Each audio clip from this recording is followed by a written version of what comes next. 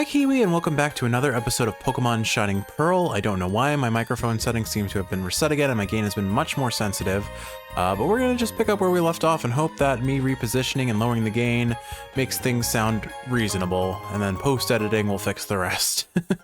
Alright, so we're going to pick up where we left off. We're in Gonognoggog's training arc, and that means we have all of Iron Island to explore.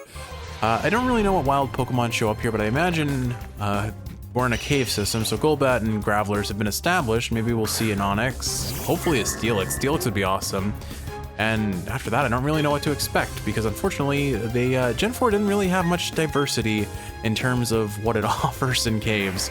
I have been made painfully aware of that fact, but may as well pick up in our conversation of ranking Gen 1 Pokemon and kind of talking about my experiences with them. So why don't we pick up with the Machop, Machoke, Machamp trio. Really, Extrasensory did not one-shot that. Unfortunate. Well, I just hit it with another Extrasensory. Alright, so Machop and Machoke. I don't have a lot of connection to them, honestly. I always thought Machop's design was kind of weird. I mean, obviously they're all very humanoid, and certainly I think there's a certain demographic that may represent the thirstier side of the Pokemon fandom in regards to the design of certainly the evolved forms, not so much Machop, I imagine. And I'm not part of that community. I always thought like the head design, like the hair, the weird, it looked like a hard hat to me, honestly, the way they designed like the three stripes of usually yellow, or like it looked like, I don't know, seashells or plates that were just like embedded in the head, and I never really enjoyed that aesthetic. Competitively, there was a spot for Machamp for a fair bit of time, particularly I believe in Gen 2, maybe Gen 3. It had fairly decent attacks, had a decent move pool with access to Rock Slide and Cross Chop for some good damage, and when it got its ability No Guard is an ability that makes it so you and your opponent cannot move as long as the Pokemon with that ability is on the field. And so, needless to say, Machamp actually was one of the only Pokemon in the game that could reliably use Dynamic Punch. The next member of that wouldn't have been until I think I want to say Golurk, and I'm forgetting what the precursor evolution for Golurk was. I think those are Gen 5 Pokemon. Also got No Guard, Dynamic Punch. Dynamic Punch is one of the strongest fighting type moves in the game, having a very high base damage and a guaranteed chance to cause confusion. The downside to it is, of course, that it has a 50% accuracy, which is why No Guard with Dynamic Punch is so devastating. Plus, it gets the same type attack bonus from a monotype Machamp. Means its base damage is pretty up there, so there was definitely a place for Machamp. The issue was Machamp wasn't terribly bulky, despite what you would think from its design. It looks like it bulks up, right? But no, it just was not an incredible, did not have a good survivability. Not a whole lot of weaknesses, which was in its favor, but not a whole lot of resistances either, which is definitely not in its favor. And with Psychic types being a dominating force in Gen 1 and Gen 2, Machamp didn't really get a lot of time to shine because every team had a major Psychic type, especially in Gen 1. And there were just better physical offensive options, particularly Persian and Tauros, again mentioned in the previous episodes. Their offensive potential with the high crit chance on Slash just made them extremely dangerous. So Machamp definitely had some niches where it worked, but overall it's never really had a huge influence on the competitive scene, at least not the competitive scene that I was part of, particularly in Gen 4, Gen 5. I did use it once. I did use it because I thought that No Guard Dynamic Punch combo was pretty devastating. While I'm making sure lifts are safe, I'll focus on a battle with you. That was a cute little piano melody there, I guess. Worker Brayden. Anyway, but that really is the extent of my nostalgia for Machop and Machoke and Machamp. Never really quite enjoyed them. Cool that you could trade to evolve them, but that's about the extent of it. I think trade evolutions kind of lost their novelty fairly early on, and I'm feeling the inconvenience of them in this playthrough, because if I like the idea of making Pokemon into a social game, but if you don't have internet connectivity, which in this day and age is less likely than not, but regardless, it doesn't feel. I prefer games that do not require you to play with other people, but can be enhanced by it, you know? Like, it shouldn't be the make or break, I can't complete this game without another person's influence. That's kind of where I draw the line on Pokemon. I like the idea of trading, I'm not opposed to the idea of trade evolutions, but I think they should have some means of making that possible in a solo playthrough as much as a, having friends around you to play with, especially as you get older. Like, I know it's a children's game, you're expecting to play with other kids in the yard sort of thing, but A-okay, looks safe to me, not a problem in sight. I don't know, it's one of those, like, I understand the design ethos, but and nowadays it just feels like it's a money-making gimmick, honestly. You can make multiple versions of the same game just for the sake of making it so you can make more money, because there are going to be those dedicated fans that really want to buy both games. This doesn't have any obvious reward for getting to the end of this path, so I imagine there's a hidden item in this area. So we'll have to check our item finder, but anyway, that's kind of the extent of my relationship with them. I don't care for their designs. I think they're a little too uncomfortably humanoid, and certainly the internet thirst for them has kind of tainted the mood, if you will. And then on top of that, like, competitively, they've never been terribly viable.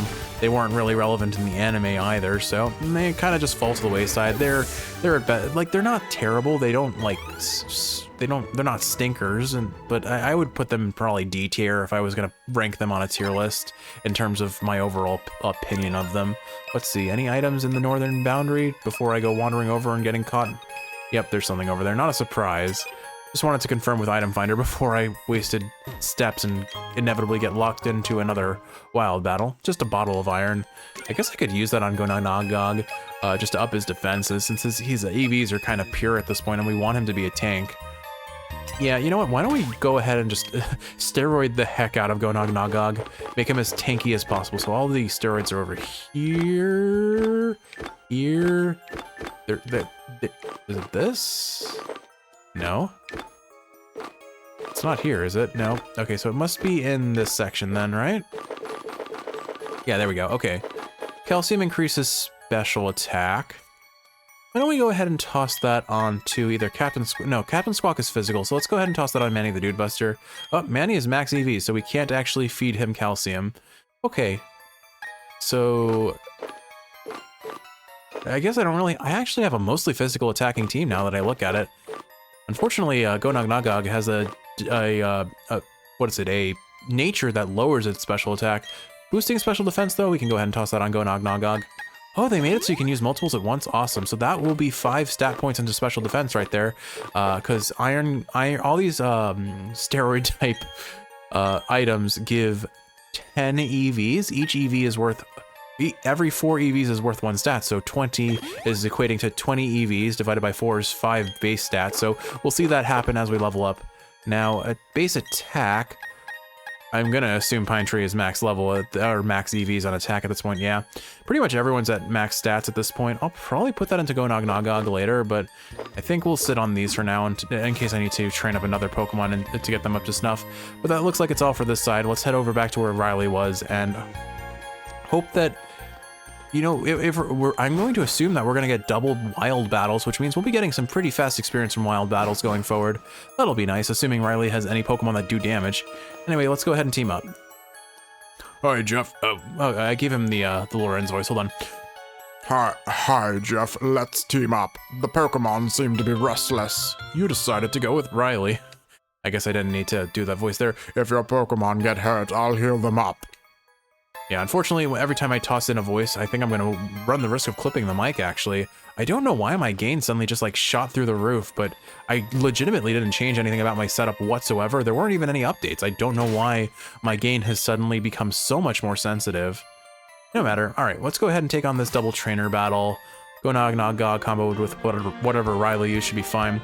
Every good hiker gets a boost of energy when surrounded by boulders. Roar! Coming at you, let me blow off some steam.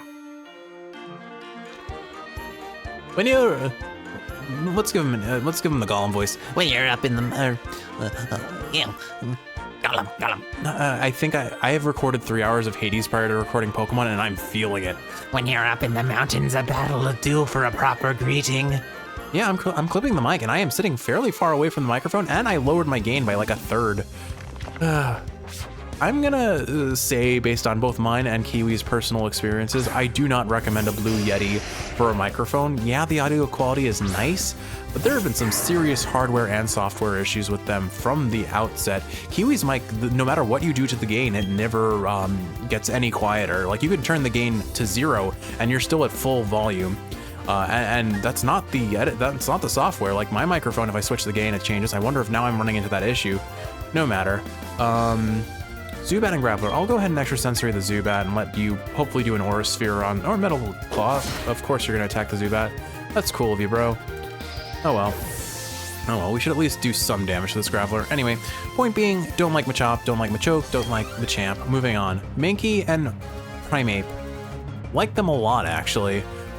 Certainly there's a bit of nostalgia for them. The chaos that Ash's Primeape caused in the anime is a strong contender for that.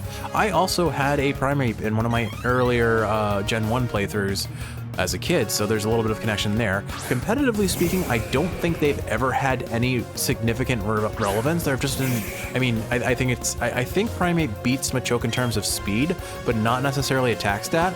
To my understanding, they made Annihilate the third evolution of that evolutionary line thing, and that's where they become a bit more of a threat. Annihilate has incredible attack and speed, I believe. Okay, this guy is just trying to steal my kills, and I'm not into it. Attack the thing you're effective against, my dude. I can handle the fighting types and the poison types. Anyway, I don't know, man.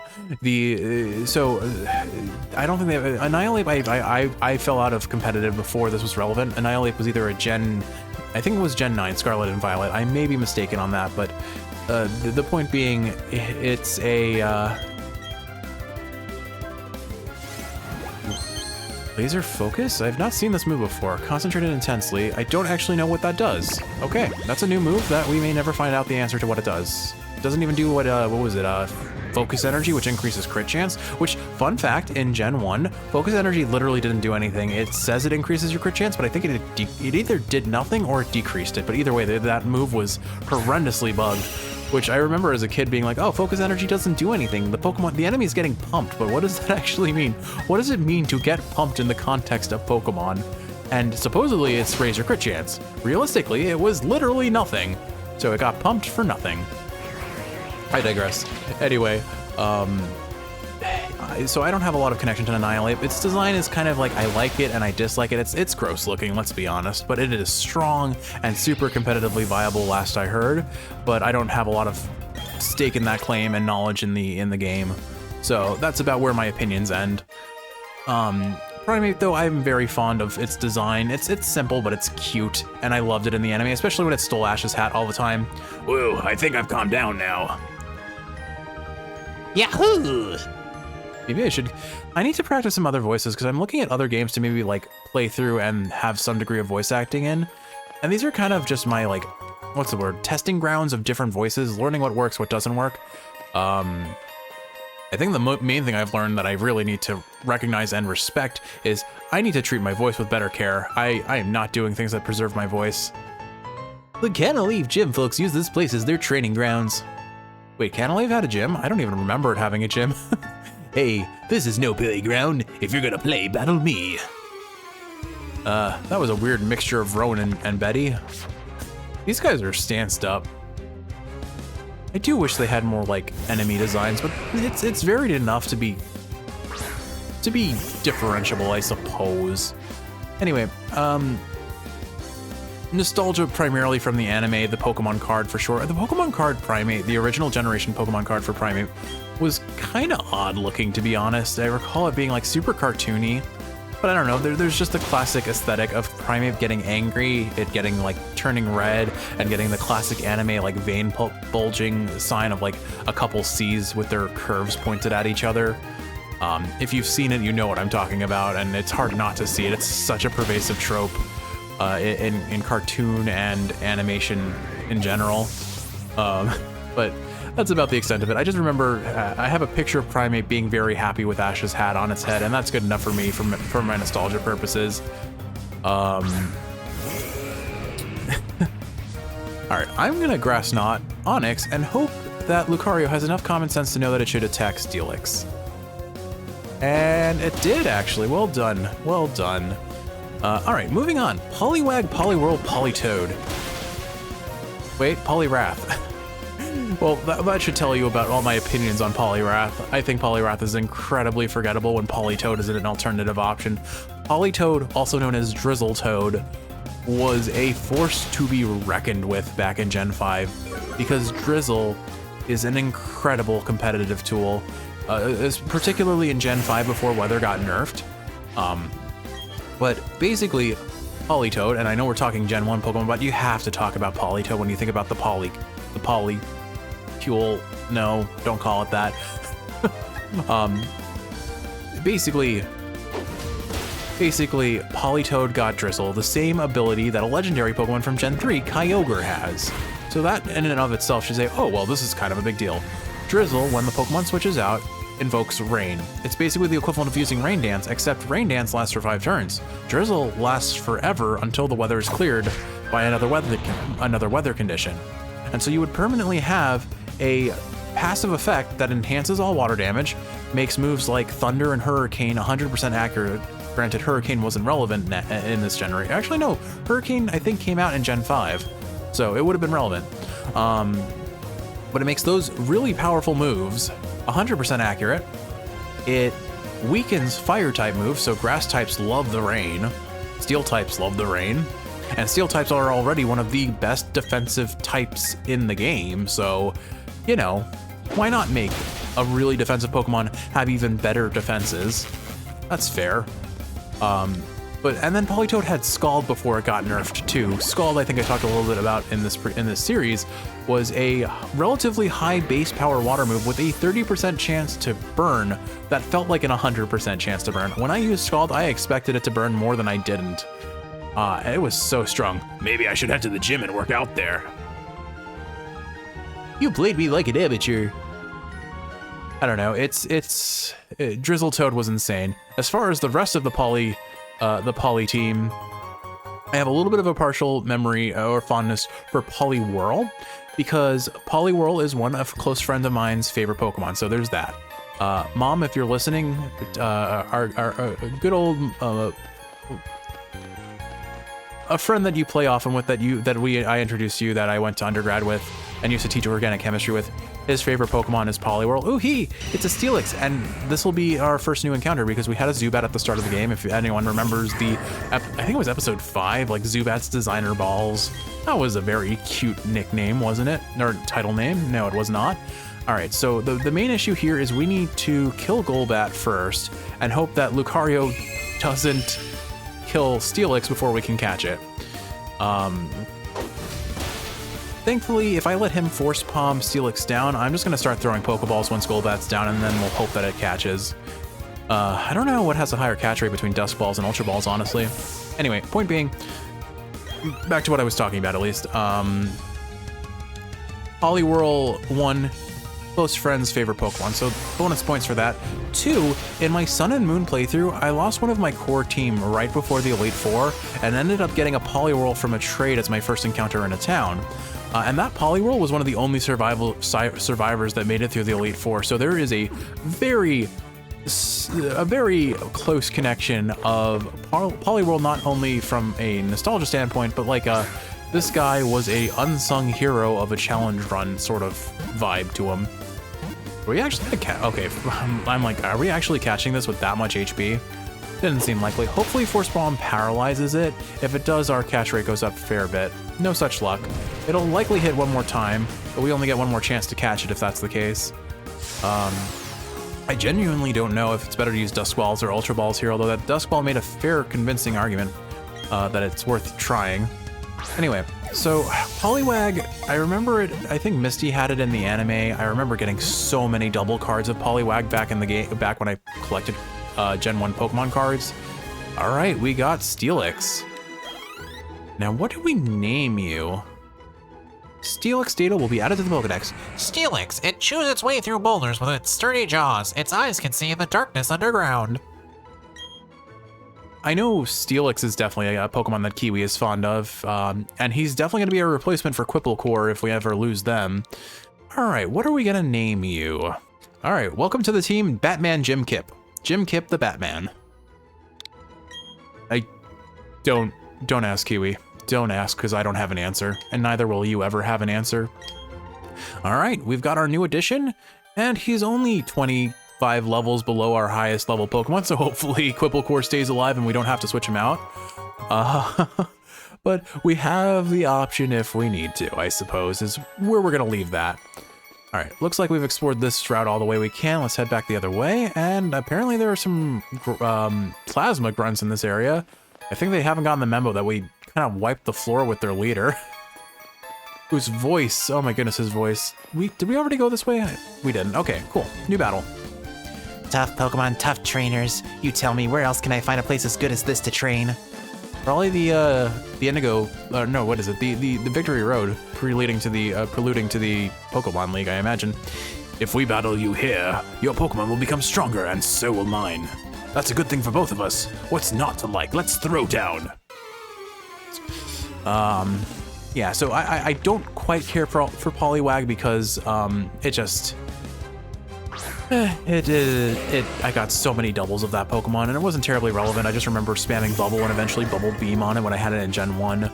Poliwhirl, I mean, there's the classic, what is this silhouette of a Pokemon, and it's like it ends up being a top-down shot of a Poliwhirl, I think, instead of like a Voltorb or a Jigglypuff or something. I don't know. It was a really dumb, like, this is kind of nonsense, you can't possibly get the answers right sort of quiz show in the anime, and it's funny, but it's just not cool. It's really not cool that they.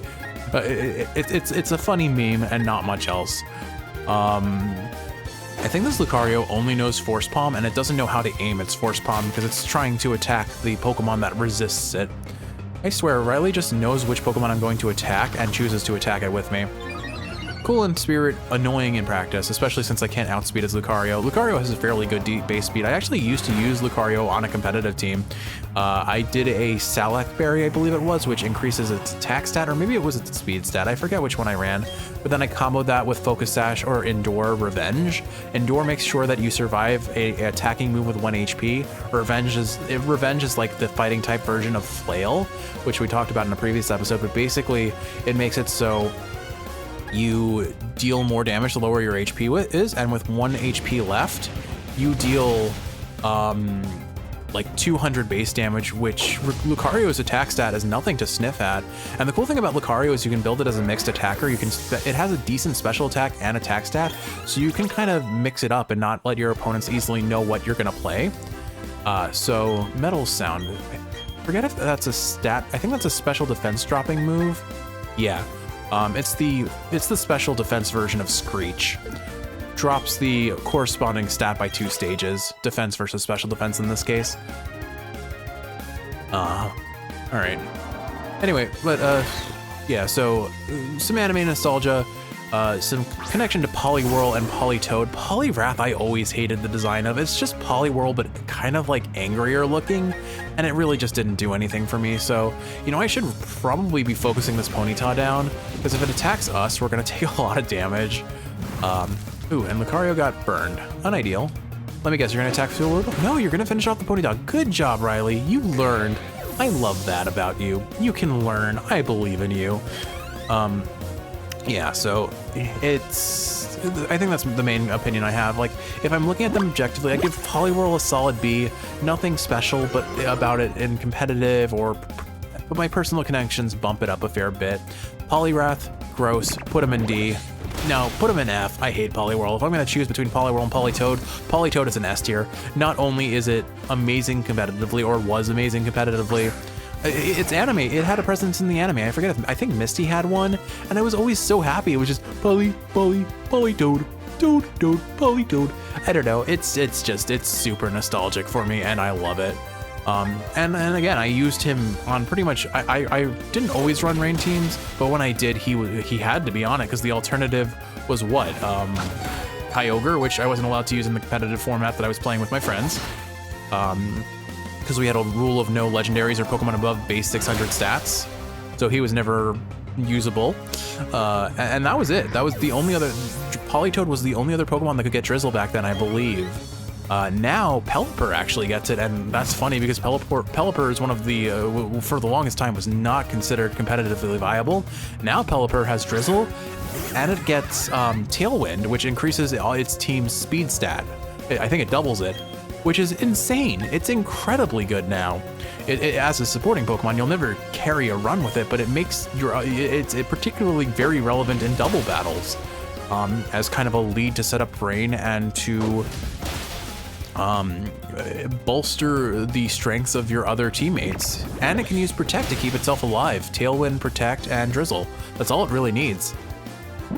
Anyway, the point being, Poliwrath, whatever, Politoed S tier for me in terms of memories of using it. It's certainly fallen off, I think, with the nerfs to Scald and Drizzle as a whole. But even then, it's such a strong fondness for me. I guess it doesn't really matter how I attack this. I'll just go ahead and Extra Sensory. So yeah, those are kind of the main considerations I have for them. So Poliwag, give it a C. Poliwhirl, give it a B. Poliwrath, give it a D or an F. It's not doing anything for me. And Politoed, Classics S tier for me. All right, I forget if we talked about the Geodude line, so I'll just rehash it really quick. My fondness of them is up there. I do think probably the single greatest thing about Geodude to me is its German name, Kleinstein. It means small stone, but it's a play on the name Einstein, and I just think that's so, like, it's very clever to me. I don't know. I like it. I like it a lot, and it's a classic design. It's just a head with arms made out of rock. What can you can't go, it's simple, but it's effective, and I appreciate that wholeheartedly. Sturdy as an ability is always great. It's basically a focus sash, which I certainly appreciate in a Nuzlocke challenge when we have two different Pokemon that have quad weakness to grass types. It's a good thing that we have Celestabetha to counter grass type moves, honestly, but we don't really see a lot of grass type Pokemon or moves in this playthrough, it seems. That was good. You've bonded well with your Pokemon. You know, I forget what voice I gave you. I would have really enjoyed a win there. You would have been real nice. The nice thing about Ace Trainers is they sure do give a lot of money after you beat them. Okay, we're just immediately going into a wild battle. I didn't even take one step and we're immediately locked into a wild battle. On the bright side, I don't have to use consumables here, although with Riley healing us up to full after every battle, I am going to just say that my Poke Center uses have been dropped to 0 after this, which I think is fair. I have effectively gotten a free Poke Center after every fight because of him. We'll go ahead and Grass Knot the Onix, since I'm sure he's going to want to Force Palm the Golbat. Nope, of course he's going to Force Palm the Onix because, well, he's consistent if nothing else. I guess it doesn't matter which Pokemon I choose, he's always going to attack the one I choose. Even if I can one-shot it, I suppose. Anyway, so Graveler. I really like Graveler's design. I think the forearms are really cool. I have nostalgia for it from Pokemon Snap, where it was just like hanging on walls, and then you'd pelt it with a Pester Ball or an apple, and they'd fall down cliffs and land, and then just kind of, they wouldn't wave at you, but they would basically look at you and be kind of annoyed. I don't know. I have a fondness for Graveler. And then Golem, it was always between Golem or Rhydon, which rock type you would have on your team for like the I don't know if overuse was really a thing in competitive Pokemon in Gen 1, but basically every team always had a Alakazam, a Tauros or a Persian, probably a Starmie, and then a Golem or a Rhydon. They were the core rock type Pokemon that could tank.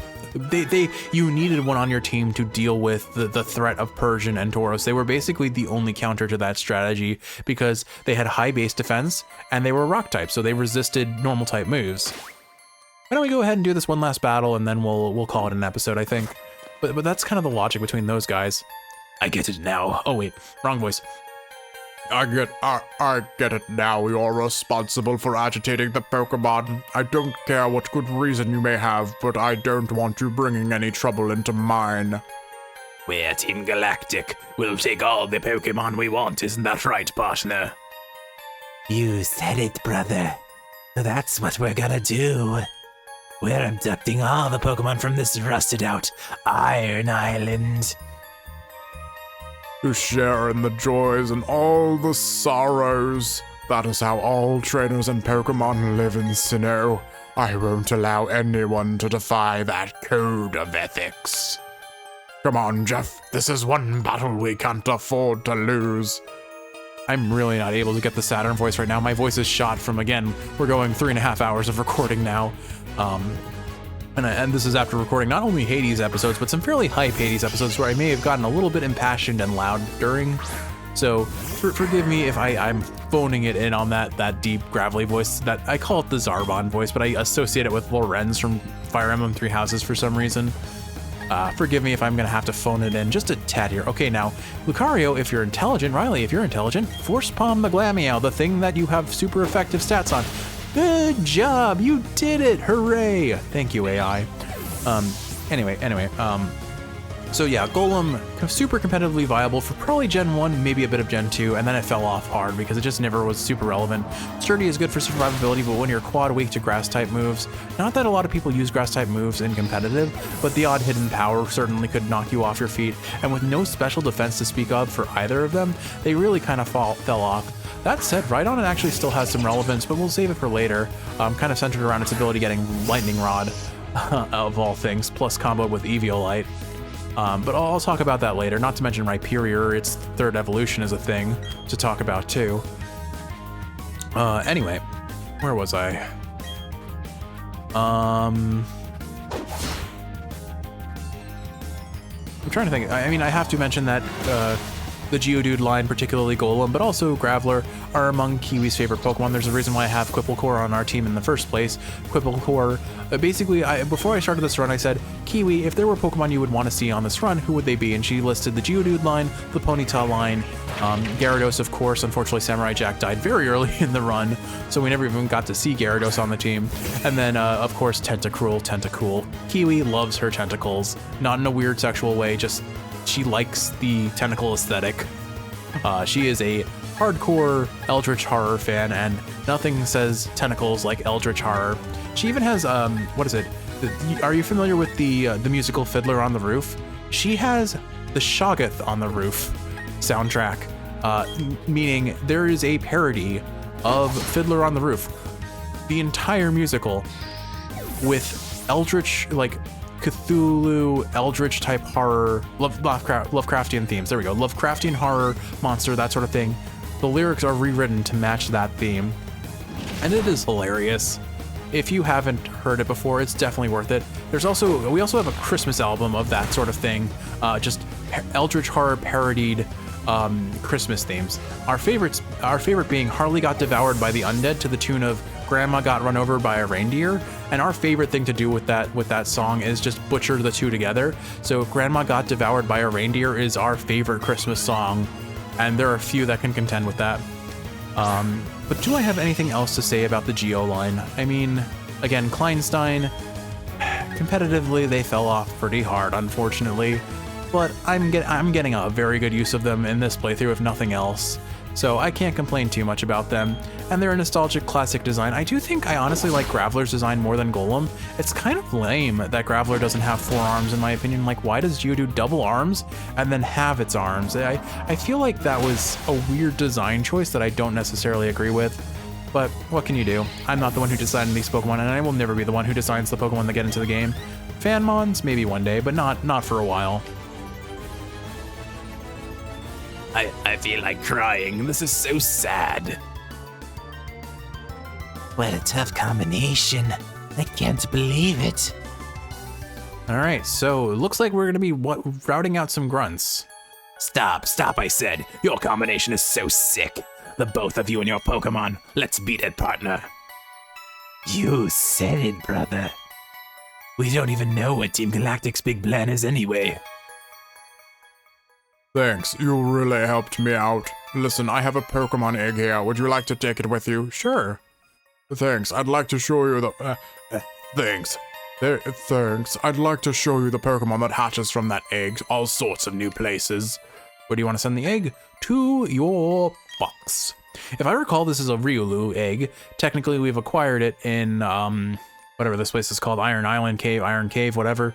So I'm gonna take Steelix, but we could have a Lucario on our team if we really wanted to. Spending time with you was very enjoyable. I intend to test my skills in other places from now on. Let's meet again.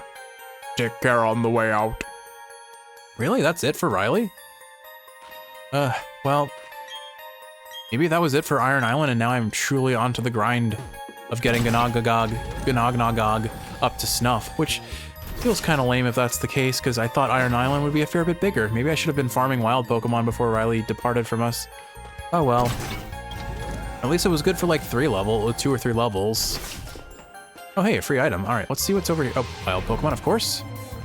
Anyway, I guess what I'll do is let's collect this item, let's get out of the cave, confirm that that's all there is to do, and then I'll do the promised grind in the next episode, or I'll do it off camera, or I'll just go straight into the gym and we'll see how it plays out, because honestly, I don't have patience, and I want to have a fighting chance here, maybe. We'll see. We will see. But first things first, let's get out of this cave. All I know is that once this episode is done, I am going to go take a nice warm sip of some refreshing honey lemon. What will go to? I'll do like a throat coat herbal tea with a honey lemon addition. And that should hopefully help my throat recover from the destruction of potentially going upwards of 4 hours, if not more hours of recording. Well, on the bright side, at least we got to level 45. So we've only got a 10 level or an 11 level difference. Honestly, I think what I'm going to probably do is I'm going to put some Pokemon in the PC so that I can have a chance to level up Gonognoggogg without getting locked into this endless torment of grinding. This Graveler's going out with a big message, I guess. He's like, you think you can kill me? Well, that's what Sturdy's for. I think I've mentioned this before, but Self-Destruct and Explosion used to be way scarier because they would ignore defense boosts, and actually, I think they would just ignore defense permanently, completely. No. It would ignore half of your defense. That's what it was, and that made it terrifying because even the tankiest, most defensive Pokemon could not necessarily tank an Explosion. All right, looks like that's it for Iron Island. Okay, Kiwi, well, I hope you've enjoyed watching, and if you're awake, I hope this is helping you fall asleep.